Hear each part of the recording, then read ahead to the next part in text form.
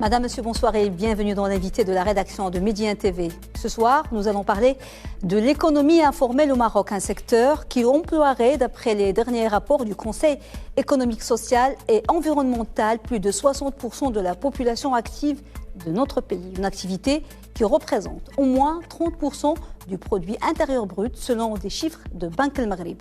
Un phénomène exacerbé par la pandémie et qui consacre la précarité des employés et pénalise l'économie nationale.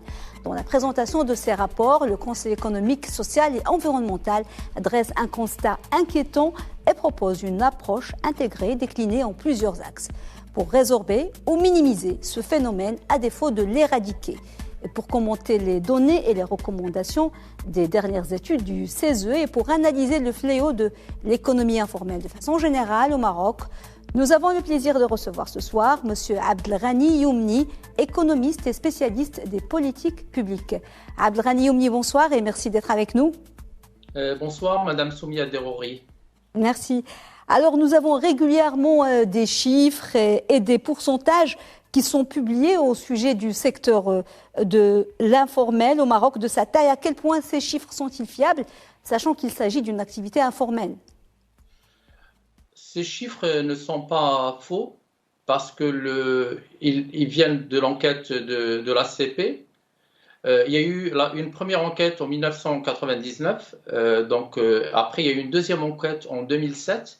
Et puis, une enquête de 2014. Donc, ce chiffres, je ne vais pas dire qu'ils sont très exacts, mais ils ne sont pas faux parce que c'est une évaluation de l'importance du secteur informel. Vous voyez, parce que normalement, dans une économie, on a trois secteurs. On a le primaire, le secondaire, le tertiaire. Et là, on parle carrément de secteur informel. Le Maroc n'est pas une exclusivité, l'informel existe dans la plupart des pays. Au contraire, le Maroc est un des pays africains où il y a le moins d'informel parce qu'il y a des pays où l'économie informelle occupe 90%. Donc ces chiffres du HCP sont tout à fait précieux et importants, ils viennent d'études. Et puis il y a un autre travail qui a été fait par Raja Mejati, professeur Raja Mejati, sur l'importance du travail informel au Maroc.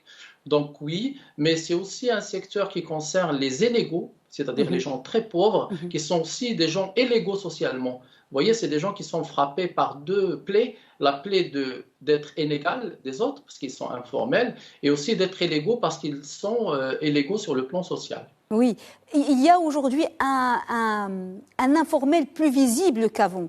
On le voit dans nos rues, on le voit les vendeurs ambulants, ce qu'on appelle les farrachas. Ce n'était pas aussi visible avant. À quoi cela est-il dû ? Ça, c'est pas sûr, parce qu'on ne faisait pas attention. Vous savez qu'une ville comme Dakar, par exemple, au Sénégal, il y a 100 000 vendeurs ambulants. Donc, oui, c'est vrai, il y a de plus en plus de vendeurs ambulants dans les rues. Ce sont surtout des jeunes hommes et aussi des femmes, parce que les femmes n'occupent que 22% des emplois formels. Donc, ils sont frappés par la précarité, par la pauvreté, par l'exclusion sociale et économique. Mais il y a aussi également des jeunes. Nous avons un pays où il y a une transition démographique qui a été très rapide. On l'a faite en 22 ans, alors qu'il y a des pays qui l'ont faite en un siècle. Donc, on a plus de jeunes qui ont moins d'emplois, qui ne sont pas formés. Nous n'avons peut-être pas pu, par les années passées, si vous voulez, travailler en amont pour améliorer l'école, l'éducation et la formation professionnelle. Et aujourd'hui, nous payons les prix avec des jeunes qui se retrouvent vendeurs ambulants ou des fois plombiers ambulants ou des fois électriciens ambulants. Oui, nous avons l'informel, mais comme je vous ai dit tout à l'heure, ce n'est pas une exclusivité du Maroc. Même en Suède, il y a 9% du PIB qui vient de l'informel. Oui. Alors, on va commenter les derniers chiffres selon les données de Banque El Maghrib, mais cela date de 2018. Le poids de ce phénomène représenterait quelque chose comme 30% du PIB national. Et il y a près d'un mois, le 13 décembre dernier, selon les résultats de deux rapports du Conseil économique, social et environnemental sur l'économie justement informelle au Maroc, ce secteur emploierait plus de 60% de la population. C'est un constat alarmant. C'est une majorité quand même de la population active qui est dans l'informel. Là, on a entamé en fait la discussion, comment nous en sommes arrivés là. Il y a aussi le manque de l'esprit d'initiative, il y a l'inadéquation formation-emploi. Qu'est-ce qui a fait que, vous m'aviez dit qu'à la base, l'informel, c'est la règle. On était tous dans l'informel, mais ce qu'on constate, ce n'est pas l'impression que nous avons en fait. Ouais, Ces chiffres de 60... Ouais. Madame Derori, votre question est très pertinente. En fait, l'informel est à la base de l'économie. Les économies mondiales, quand elles ont démarré il y a 5 siècles, avec leur construction, on avait des économies informelles et puis on a voulu construire des États-nations. Et on a eu besoin d'abord de l'impôt pour faire des infrastructures. Et puis on a pensé à partir du XVIIIe siècle à la protection sociale, il fallait la financer. Et on a pensé aux prélèvements sociaux. Donc l'informel est à la base. Mais aujourd'hui, si nous avons un informel avec les chiffres que vous avancez, alors il faut savoir que le Maroc est un pays rural, ce n'est pas un pays urbain. Donc il y a la partie agricole qui est informelle volontairement, parce qu'elle permet quand même de préserver le pouvoir d'achat de tous les Marocains qui peuvent acheter des produits agricoles et alimentaires à des prix qui ne sont pas très élevés, parce que souvent ils sont hors TVA et hors impôts pour l'agriculture. Donc c'est vrai que oui, l'informel peut-être occupe une part de 30% du PIB. Ce chiffre ne me choque pas pour le Maroc. Je vous dis, il y a des pays qui sont à 70%. Maintenant, il y a un volontarisme du Maroc qui ne vise pas seulement la partie fiscale si vous voulez, de l'informel, mais qui vise la partie sociale. C'est-à-dire qu'il y a un volontarisme depuis 3 ans dans les discours royaux pour faire une protection sociale universelle, inclure 22 millions de personnes nouveaux, et ça nécessite quand même une contribution des gens, si vous voulez, par palier, petit à petit. Donc oui, il faut réduire l'informel, mais il ne faut pas croire qu'on va définitivement, c'est-à-dire se débarrasser de l'informel. L'informel, si vous voulez, populaire, ce qu'on appelle l'économie populaire, est une composante importante parce qu'elle réduit l'inflation et elle protège le pouvoir d'achat des plus pauvres, qui ont accès à des services d'abord de personnes pauvres comme eux, ou aussi à l'économie populaire. C'est vraiment complexe. Il ne faut pas croire qu'on ne va plus avoir de... Non, il faudra inclure le plus de Marocains dans le siège d'un contrat d'État-nation. Je pense que c'est ce que le Maroc veut faire. Il veut construire un État-nation. Et si vous voulez, dans un État-nation, vous avez l'impôt, vous avez les prélèvements sociaux, vous avez aussi, aussi la part de services publics pour tous les citoyens. Et aussi le problème si vous voulez, des personnes qui travaillent dans l'informel, c'est que la société leur vole leur présent et leur avenir aussi, il est en danger. Parce que quand ces gens vieillissent, ils ne peuvent pas avoir accès à la retraite. Quand ils sont malades, ils ne peuvent pas accès à la santé. Et c'est ça la volonté de construire cet État-nation protecteur, si vous voulez, de progressisme social, mais ça nécessite des contributions. Mais je ne suis pas choqué, si vous voulez, je ne suis pas choqué par le fait qu'il y ait un peu d'informel au Maroc. Alors, M. Youmni, vous avez parlé de l'informel, ce que vous appelez l'informel populaire. C'est très important de faire le distinguo et d'expliquer aux gens qu'il y a informel et informel. Et le plus dangereux n'est peut-être pas le plus visible, celui de la subsistance, qui est dont vous parlez, des vendeurs ambulants, des employés de maison et autres gardiens de voitures, mais plutôt l'informel hors subsistance qui constitue la véritable menace pour le Maroc. Pouvez-vous nous expliquer aux téléspectateurs en quoi consiste ce type d'informel, le plus dangereux pour l'économie marocaine, et dans quel secteur sévit-il le plus ? Alors, notre économie a été frappée pendant 30 ans, 40 ans par la contrebande, et vous le savez, au nord et à l'est du Maroc. Et c'était vraiment un danger et quelque chose qui a coûté plusieurs milliers de milliards de dirhams pour le Maroc sur le plan fiscal, mais aussi sur le plan de la perte d'emploi. Après, on a été frappé par la mondialisation et par les produits chinois et turcs et qui aussi nous ont pas permis de devenir autonomes et souverains sur le plan économique, sur des petits objets et de petits biens et services qu'on utilise tous les jours. Et par contre, il y a un autre informel qui est caché, c'est l'informel dans l'emploi, que des entreprises formelles utilisent des gens informels, d'abord dans l'immobilier, dans le BTP, dans le textile à banque, quand le textile marchait bien, très bien. Et puis il y a l'informel de la drogue aussi. Il y a aussi l'informel illégal, des métiers dangereux. Et là, nous avons un nouveau informel qu'on ne fait pas encore attention, qu'on va découvrir. C'est l'informel des hackers, c'est l'informel du commerce électronique et c'est l'informel aussi du travail numérique. Le travail numérique, c'est-à-dire qu'on peut vivre au Maroc, être employé à l'étranger, si vous voulez, par des sites ou par des entreprises qui travaillent dans ce qu'on appelle les IT, les nouvelles technologies, et recevoir des salaires, et ça aussi de l'informel. Et donc, si vous voulez, il y a le plus gros n'est pas visible. Tout ce qui concerne la drogue, des réseaux de prostitution, des réseaux de contrebande, des réseaux je vous dis, dans le numérique, les hackers, les nouvelles technologies, toutes ces choses peuvent devenir, si vous voulez, à l'avenir, des composantes importantes dans ce qu'on appelle l'économie informelle et pas l'économie populaire comme je l'ai défini tout à l'heure, et qui est un petit peu l'économie des couches vulnérables, des gens de la classe moyenne et des couches pauvres. Vous avez parlé, M. Youmni, de la contrebande et l'État fait beaucoup d'efforts dans ce sens, notamment avec l'augmentation des droits de douane décidée en 2020, mais qui aurait, selon certains, détruit des dizaines de milliers d'emplois de vendeurs et de commerciaux. Partagez-vous cet avis ?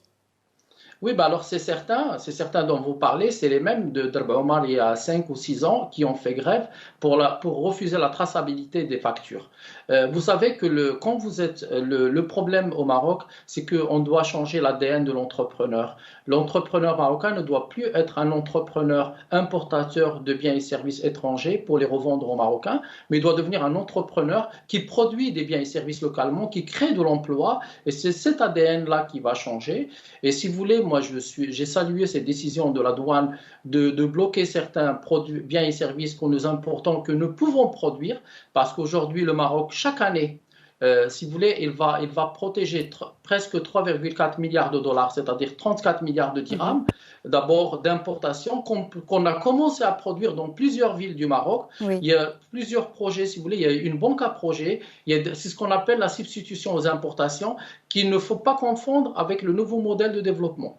C'est pas ça qui va nous faire de développer. Ça va seulement nous permettre d'avoir une souveraineté alimentaire, une souveraineté de produits manufacturés faciles, comme les vêtements, comme la plasturgie, comme les cahiers, comme les stylos, comme les biens agroalimentaires, comme la moutarde, la mayonnaise, tout ce que vous voulez. Mais c'est pas ça qui va développer le Maroc. Ne pas confondre le nouveau modèle de développement et la substitution aux importations qui va nous permettre seulement de ne plus s'endetter pour importer de la consommation qu'on produira, et ça va nous permettre de réduire l'informel, pas peut-être à 20% comme le souhaite que ce soit le HCP au Banque du Maghreb, mais peut-être à 24%, parce qu'on va réduire par palier, arriver à 20% peut-être dans 20 ans, mais on ne pourra pas arriver dans quelques années de 30 à 20%, parce qu'on est à 30 aujourd'hui. Vous parlez, Monsieur Youmni, d'une stratégie de rupture, en fait.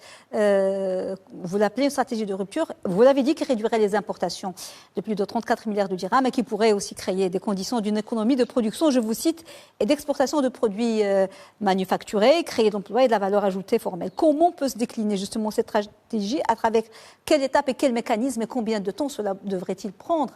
Parce que le dilemme, en fait, avec cette activité informelle et non réglementaire, c'est que elle permet quand même à des gens de vivre et d'avoir des rentrées d'argent. Et c'est vrai, à défaut d'alternatives.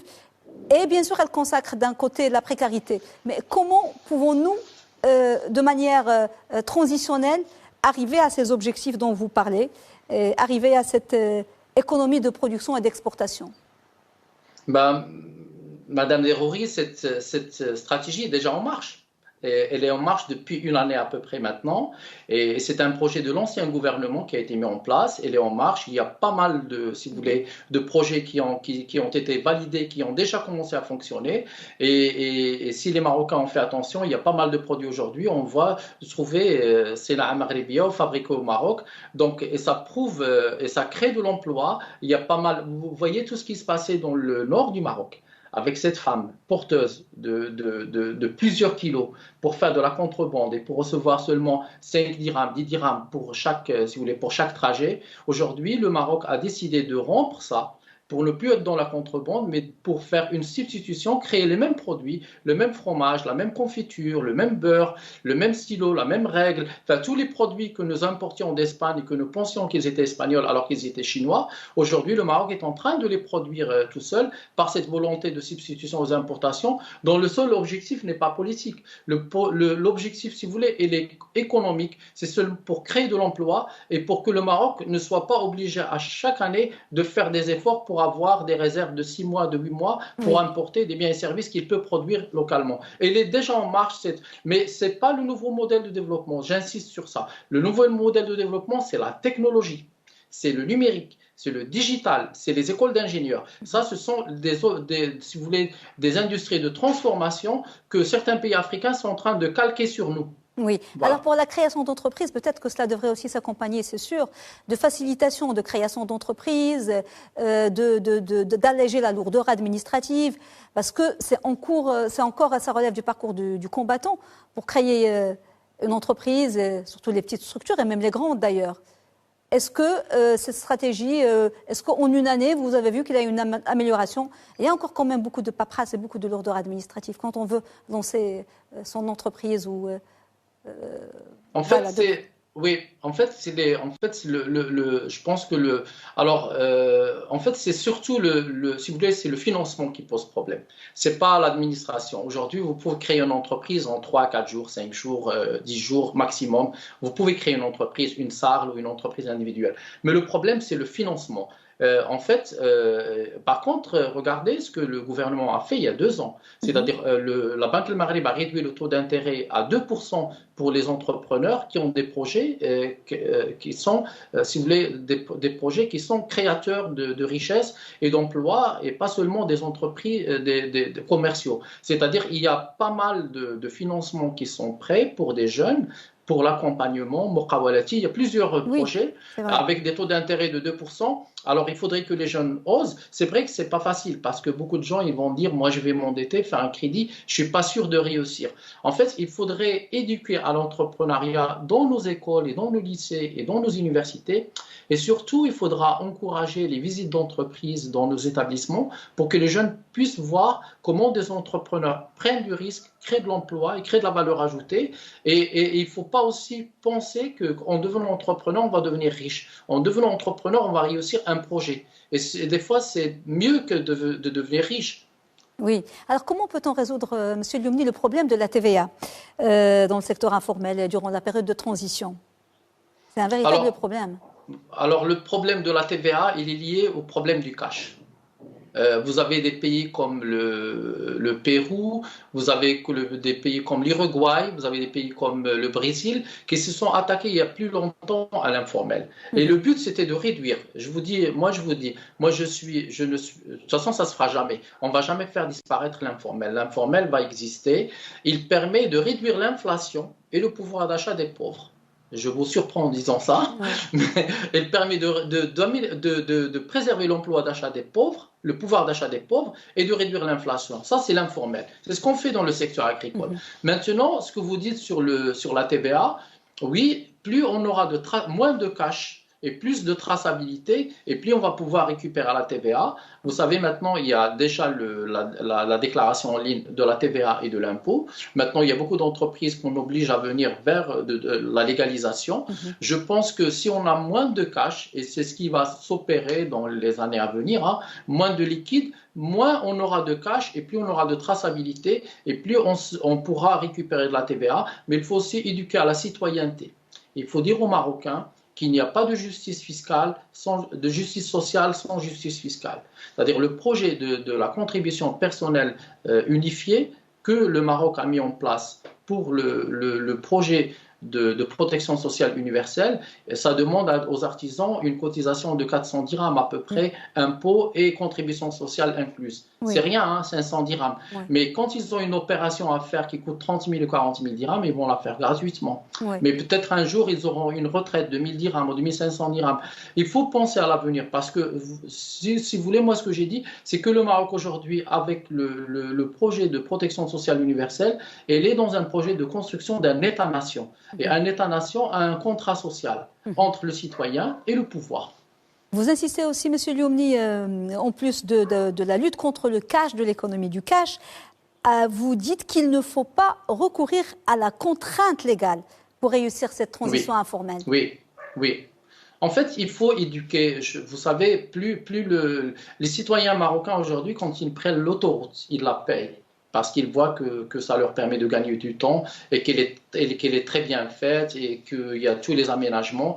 C'est la même chose pour le service public. Le jour où on aura une école de qualité au Maroc, où on aura des hôpitaux de qualité au Maroc, où on aura des services publics de qualité pour les citoyens, je pense que les citoyens, vous voyez dans les pays scandinaves par exemple, aucun citoyen ne refuse de payer l'impôt, de payer la TVA. Je pense que c'est une éducation et il y a une partie qui est réalisée au Maroc. Le Maroc d'aujourd'hui, le Maroc d'il y a 20 20 ans, ce n'est pas le même Maroc. Maintenant, il y a des infrastructures routières, portuaires, aéroportuaires. Il faut que les Maroc sachent que tout ça a été fait grâce à la contribution de l'impôt. Il faut que les Marocains sachent aussi qu'ils sont actionnaires de cet État. Vous savez que quand vous payez la TVA, vous devenez actionnaire de cette entreprise qui s'appelle le Maroc, la nation. Et aussi, quand vous payez l'impôt, c'est la même chose. Donc, on est actionnaire de ce pays quand on contribue l'impôt. Et il faut une éducation. Et plus le service public va s'améliorer, plus les Marocains vont adhérer au paiement de la TVA et de l'impôt. Et aussi à cette contribution personnelle unifiée qui est très bien, mais aussi au registre social unifié qui arrive et qui va permettre une traçabilité des Marocains, pas pour les fliquer, c'est pas pour faire la police, mais pour construire. Vous savez, vous ne pouvez pas bénéficier d'un service public si vous ne contribuez pas. Dernière question, oui, c'est clair. Ouais. Dernière question, Monsieur Youmni, votre avis sur les recommandations du Conseil économique et social, les dernières recommandations, et puis ces objectifs de ramener progressivement le poids de l'emploi informel dans l'emploi total à environ 20%. C'est une moyenne proche du groupe des pays développés. Est-ce que vous pensez que c'est un objectif réalisable à court terme, à moyen terme? Pour vous, est-ce que c'est réalisable, surtout dans la conjoncture actuelle, celle de la pandémie, qui complique beaucoup les choses, en fait? Madame Soumia Drouri, c'est une très bonne question. En fait, le Maroc a pris un défi parce qu'on aurait pu garder dans les tiroirs le nouveau modèle de développement et le projet de protection sociale universelle dans les tiroirs et les sortir après la pandémie. Je ne sais pas, le Maroc a pris le défi de ressortir les deux. En fait, c'est peut-être pas le moment, mais c'est le moment aussi, parce que le Maroc a vu que ce sont les personnes les plus pauvres qui étaient les plus vulnérables pendant cette pandémie. Vous savez que le nombre d'heures pas travaillées par jour pendant le confinement était avoisiné 80 millions d'heures pas travaillées par jour. Et le Maroc perdait 1 milliard de dirhams. Donc je pense si on a sorti ça, alors est-ce qu'on pourrait ramener à 20% si vous voulez l'informel, c'est ça votre question? Oui, oui. Alors on ne pourrait pas le faire rapidement parce que en fait il y a un paradoxe ciblé dans l'évolution de l'économie marocaine, c'est plus la part du PIB informel diminue dans le PIB marocain global, plus le nombre d'emplois informels augmente. C'est un peu bizarre, mais c'est lié à la transition démographique. C'est-à-dire, si on arrive à créer de vrais emplois dans l'industrie, dans la technologie et dans les nouvelles industries du Maroc, là, on pourrait réduire. Mais si notre niveau parce qu'il y a une forte corrélation entre le développement économique et l'informel. Oui. Plus un pays se développe économiquement et technologiquement, moins il a d'informel. Allez voir en Corée du Sud et au Japon, vous allez voir qu'ils n'ont pas beaucoup d'informel. Et si nous avons de l'informel aujourd'hui, mais que nous avons beaucoup moins d'informel, par exemple, que le Burkina Faso, parce qu'on est un peu plus développé technologiquement que le Burkina, mais moins développé que la Suède ou que la Corée du Sud. Donc, plus nous allons avoir une part industrielle et une part manufacturière dans notre valeur ajoutée de produits, et moins on aura d'informel, et vice-versa. Et moi, je suis très optimiste pour l'avenir, j'espère, mais il ne faut pas, peut-être même si on reste à 25%, ce n'est pas le problème. Moi, ce qui m'inquiète, Madame Derouri, je vais vous dire ce qui m'inquiète. Ce qui m'inquiète, c'est le vieillissement et la vulnérabilité des femmes et des pauvres. Et il faudra qu'on pense que le Maroc, on aura un vieillissement. Il faut qu'on prépare comment on va protéger ces vieux avec une retraite, comment on va protéger des femmes avec des petites allocations. C'est ça pour moi le défi. Et il faut une contribution des gens qui ont le plus d'argent, mais aussi de gens qui travaillent de manière au prorata pour construire un État social. Merci beaucoup, Abdelghani Youmni, pour cet éclairage. Je rappelle que vous êtes économiste et spécialiste des politiques publiques. Merci, monsieur. Merci, Madame Soumia Drouri, pour l'invitation. Merci. Madame, monsieur, merci de nous avoir suivis. Bonne suite des programmes sur Média TV. Très belle soirée.